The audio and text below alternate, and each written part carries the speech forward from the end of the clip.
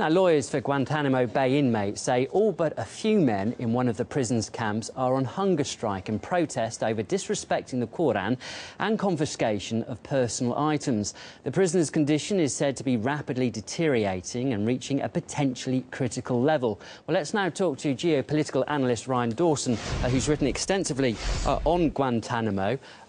Mr. Dawson, rights activists in the US told the military saying prisoners' personal items were being taken and exercise was being restricted. What do you make of these accusations? Well, they really have very little other recourse other than a hunger strike. It's not the first hunger strike. They had it before in 2005, and it went to the point where 18 people were hospitalized.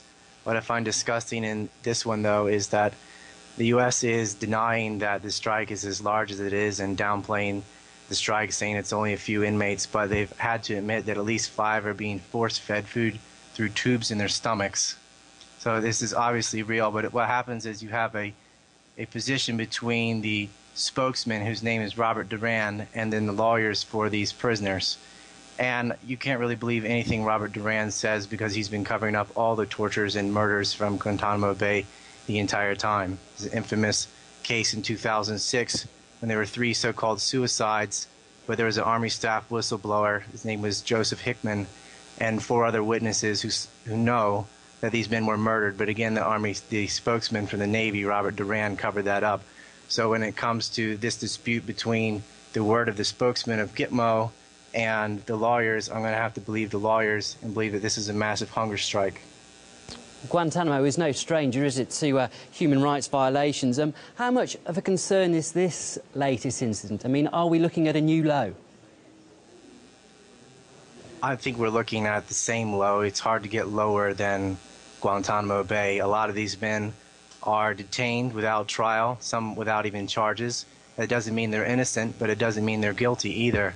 And the problem is secrecy. When you have this level of secrecy, you're just creating an environment for abuse because they are basically human beings with no rights. And the first hunger strike was over beatings from the IRF, which is the Inmate Response Force. This one, again, confiscating their items. This is the little freedoms they have. And so this is a really a low point, but I don't know if it's a new low point because it's continually low. And do you expect the military to be able to solve this in any way? I mean, what do you expect their reaction to be? Well, the rational thing would be to resolve the conflict by maybe returning the items that were confiscated or treating the Koran with respect. I mean, that's what we're told. It could be far worse than that. However, they usually don't act in a rational way. They're probably going to just force feed these people and deny the hunger strike for as long as possible. As it happened before, and they waited until 18 were hospitalized. Well, Barack Obama, he did promise to close the facility at the beginning of his first term, so why is it still open?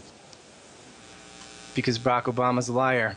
Barack Obama promised many things, but he didn't even attempt to close it. It's one thing if it were the other party or another branch of government that prevented it, but Obama never even attempted to close down Guantanamo Bay, and there are more prisoners in there now than there were when he got into office. OK, well, we'll have to leave it there, Mr. Dawson. Thank you very much, though, for your time and your insight. That is geopolitical analyst Ryan Dawson. Now, you can have your say on when you think the US will finally close Guantanamo. Head to RT.com and tell us what you think, and we'll tell you the results a little later on.